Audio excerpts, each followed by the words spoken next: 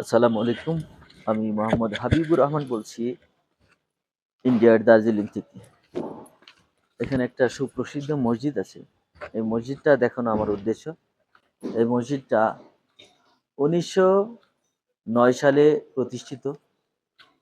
তার মানে আজ থেকে ১১২-১৩ বছর হবে।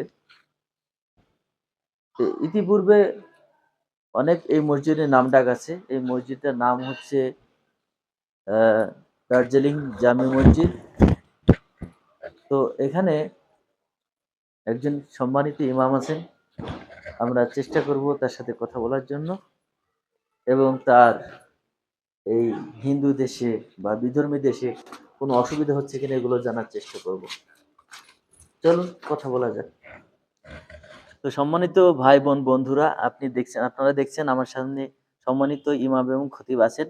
আমরা এই দেশে বিশেষ করে এই উঁচা জায়গায় পাহাড়ের এই টপে ইনি যে দীর্ঘদিন যাবৎ এখানে ইমামতির দায়িত্ব পালন করছেন, মুসলমানদের সাথে কোনো সমস্যা হচ্ছে কিনা বা ওনার এই দেশে থাকতে কোনো সমস্যা হচ্ছে কিনা এগুলো জানবো আর কি। তো আসসালামু আলাইকুম, আপনি কেমন আছেন? ওয়ালাইকুম আসসালাম। আল্লাহর ফজলে আপনার দোয়ায় আমরা সবাই ভালো আছি। জি, আমরা হুম, বাংলাদেশ থেকে এসেছি। তো হুম, আপনি এই দীর্ঘদিন এই মসজিদের সুনামের সাথে দায়িত্ব পালন করে আসছেন। হুম। তো এখানে কোনো থাকতে অসুবিধা হয় কি বা না, কোনো কোনো অসুবিধা হয়নি। আ হ্যাঁ, দীর্ঘদিন থাকেন এই জায়গায়, কোনো অসুবিধা তো কোনো হয়নি। অসুবিধা হয়নি। তা আপনাদের এই মসজিদের স্থাপিত মনে হয় ১০৮-১০ বছর হয়ে গেছে, হ্যাঁ, হয়ে গেছে। তাই? হুম, তো এই মসজিদটা সুনামের সাথে আছে এতদিন, হ্যাঁ? হুম। এই মসজিদের মুসল্লিরা বিশেষ করে কেমন হয় মানে নামাজের সময়? সবসময় মুসল্লি ভরা থাকে। ভরা থাকে? সবসময় মুসল্লি ভরা থাকে। আলহামদুলিল্লাহ। আমরা দূর থেকে হুম, আসলে বাংলাদেশী ম্যাক্সিমাম হুম, আমরা মুসলমান, হ্যাঁ? হুম। আমরা মনে করি হয়তো এই দেশে মুসলমানরা সংখ্যালঘু, কোনো অসুবিধা আছে কিনা? না, এতে এখানে কি না। কোনো সমস্যা? পাহাড়ে কোনো অসুবিধা নেই। এমনিতেই সব হ্যাঁ, ঠিক আছে, তাই না? পাহাড়ে কোনো অসুবিধা নেই। খুব জি, শান্তি জায়গা। খুব শান্তির জায়গা। হ্যাঁ, হ্যাঁ। তো ঠিক আছে, আপনারা শুনলেন হুম, সম্মানিত ইমাম সাহেবের মুখ থেকে, উনি তেলাওয়াতে ব্যস্ত থাকবেন এখন। তো আমরা মসজিদটা দেখাচ্ছি। আর বিশেষ করে আমরা, ঠিক আছে হুজুর। তো বিশেষ করে আমাদের দেশে প্রত্যেকটা মসজিদে যেমন এসি আছে, ফ্যান আছে, কিন্তু এখানে একটাও এসি নাই। এগুলো আসলে দেখছেন আপনারা। দার্জিলিং এই চৌরাস্তার আশেপাশে এত সুন্দর শুভ্র যে মসজিদটি রয়েছে, এই মসজিদের দর্শনীয় জায়গা অন্যতম। তো এখানে আমি যেটা দেখলাম, এখানে কোনো ফ্যান নাই, এসি নাই। আমাদের দেশ হলে এখানে তো এই জন্যেই লক্ষ লক্ষ টাকা ব্যয় হতো।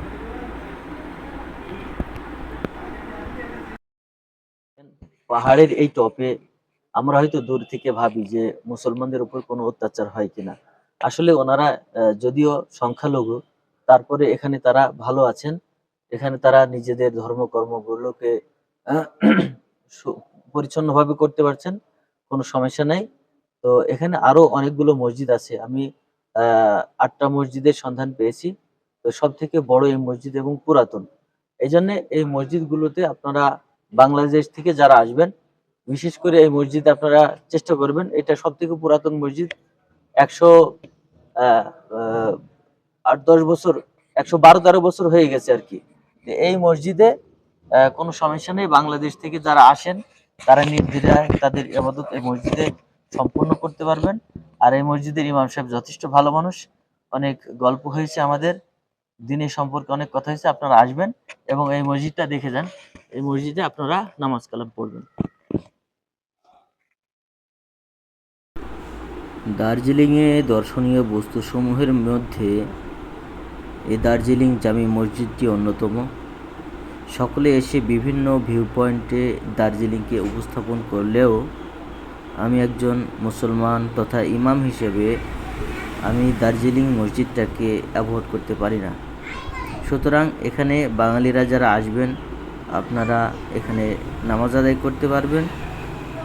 আর এখানে শত বছর পূর্বের মানুষের কারুকার্য খচিত যে সৌন্দর্যের একটা লীলাভূমি তথা নান্দনিক একটা সৃষ্টিকর্ম, এটা আপনারা দেখতে পাবেন। এই জন্য এই মসজিদের আশেপাশে মুসলমানদের থাকা খাওয়ার ব্যবস্থা আছে এবং ইসলামিয়া নামক একটা হোটেল, সেই সাথে জমজম নামক একটা হোটেলও এখানে রয়েছে।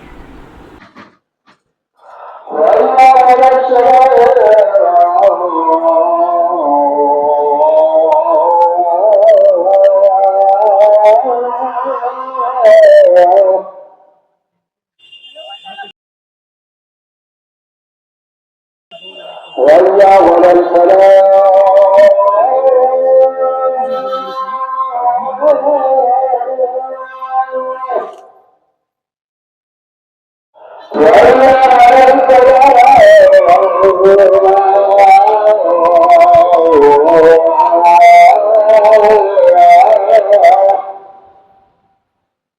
الله أكبر الله